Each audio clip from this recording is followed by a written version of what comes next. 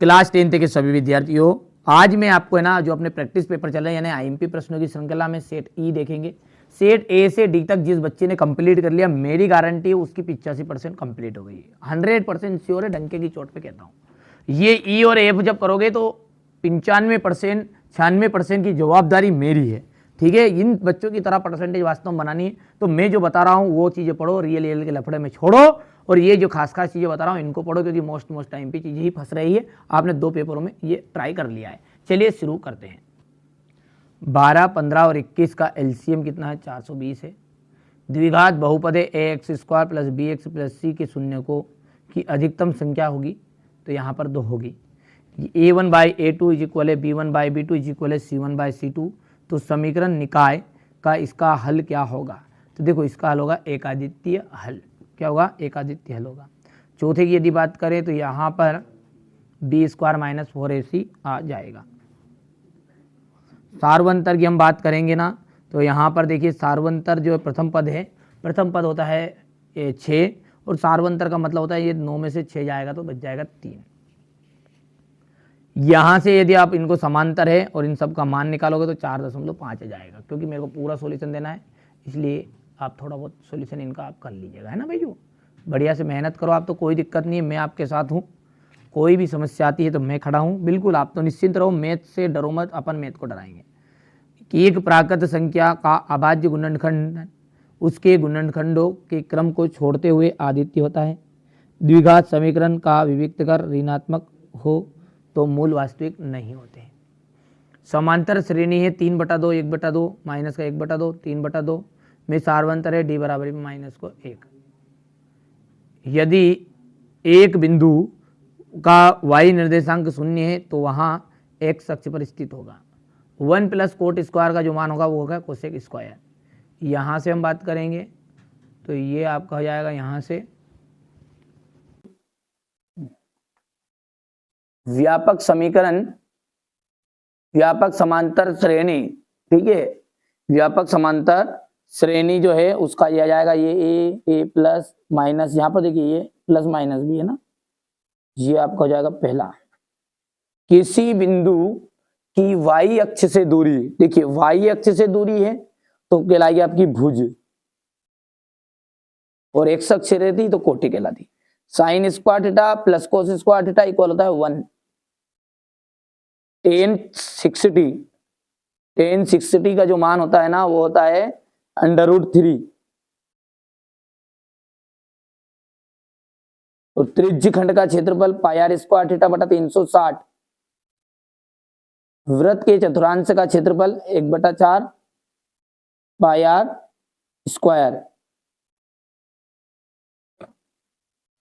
ये अंतिम आपका छठा जाएगा। यहां से वैसे इंग्लिश मीडियम वाले बच्चों के तो भर दिए हैं। ठीक है, आप तो निश्चिंत रहिए, भरोसा रखिए मुझ पर। ठीक है, ये बच्चे जिस तरह से टॉपर बने ना, आप भी इनकी लिस्ट मांगे। ये ऑफलाइन कोचिंग का रिजल्ट है, ये मन से नहीं उठा के पटका है। ठीक है, रिजल्ट खोल कर देख लेना आप, तो है ना 95.75 इस तरह से परसेंटेज रही है। इससे पहले वाले सत्र का देख लेना आप, है ना, ये यहाँ से ये 90 है, ये 90 है, ये 90 80, यहाँ से मेरी बार ऐसी है विचार कि आप हमेशा, ठीक है, जीवन भर याद रखे। इसीलिए 90 पार के लिए यहाँ पर दिन रात मेहनत कर रहे हैं, और जो बच्चा वास्तव में करना भी चाहता है 90 पार वो कर लेना। ठीक है, किसी वर्ग समीकरण के चर के दोनों मान उस वर्ग समीकरण के क्या कहलाते हैं? तो वो कहलाते हैं मूल। यदि यहाँ पर द्विघात बहुपद होता तो वो कहलाते, ठीक है, आपके क्या कहलाते? शून्यक। चलिए, मूल बिंदु से x, y के बीच की दूरी, तो x, y के बीच की दूरी आपकी बनेगी √x² प्लस y²। किसी बाह्य बिंदु से वृत्त की अधिकतम कितनी स्पर्श रेखाएं खींची जा सकती है? तो 2। शंकु के आयतन का फॉर्मूला है आपका 1/3 πr²h। ठीक है, शंकु की तिर्यक ऊंचाई L equal √r² plus h²।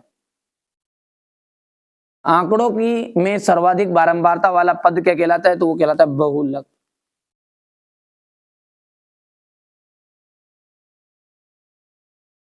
ठीक है भैया, चलिए इसके बाद में यहां से आगे बढ़ते हैं और ये देख लीजिएगा, बढ़िया से कंप्लीट करिए आप। तो है ना, हमारा उद्देश्य यही है कि आप अच्छे अंक प्राप्त करें, अच्छी तरक्की करें, खूब पढ़े खूब बढ़े।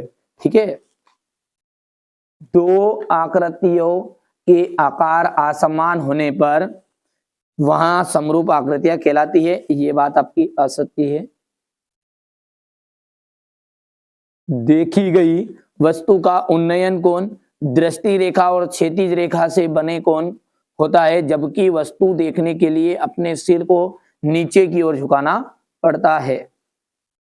तो ये दूसरा जो है आपका यहाँ पर असत्य रहेगा, क्योंकि नीचे झुकने वाला कोण आपका उन्नयन नहीं रहता है, अवनमन रहता है। दृष्टि रेखा प्रेक्षक की आंख और वस्तु को मिलाने वाली रेखा होती। बिल्कुल राइट बात है भाई मेरे। वृत्त के एक बिंदु पर केवल एक स्पर्श रेखा होती है। तो देखो स्पर्श रेखाएं कितनी होती है? एक बिंदु पर तो एक ही रहेगी, है ना। और यदि वृत्त के पूरे बिंदु पर अपन बोले तो अनंत स्पर्श रेखाएं खींची जा सकती है। यहाँ पर कॉन्सेप्ट को क्लियर कर लीजिएगा आप, तो है ना। चलिए इसके बाद में अपन आगे बढ़ते हैं। अब अगला है घटना जिसका घटित होना असंभव है। जो घटना घटित ही नहीं हो सकती, उसकी प्रायिकता शून्य होती, तो भैया क्या फिर एक होगी क्या? सत्य बात है ना। चलिए अगला देखते हैं, और अगला है एक सिक्के को उछालने पर हेड आने की प्रायिकता 1/2 है।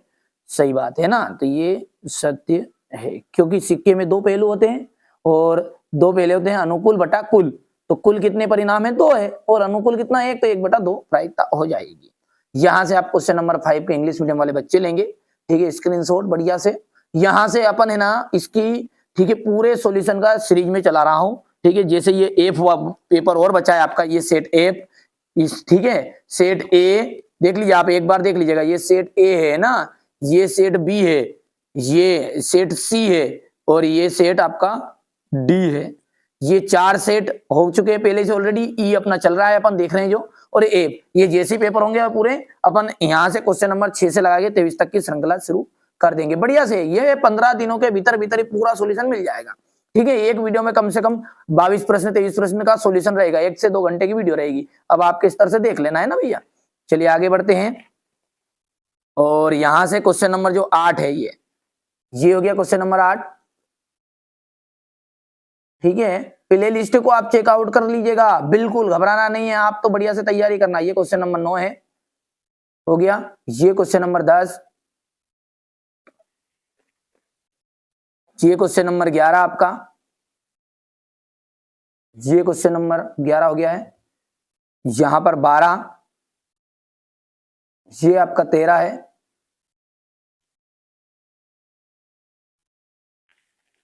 यहां से देखिए प्रायिकता की परिभाषा लिखिए, पूरा घटनाएं क्या होती है। यदि पी नहीं की पी की प्रायिकता 0.06 है, तो ई नहीं की प्रायिकता क्या होगी? ठीक है, ये यहां से देखिए, भूमि पर से 60 मीटर की ऊंचाई पर पतंग उड़ रही है, हो गया। ये क्वेश्चन नंबर इसका यहां पर 19, यहां से ये क्वेश्चन नंबर 20, ये प्रतिस्थापन है, ये अथवा हो गया है। ये क्वेश्चन नंबर 22,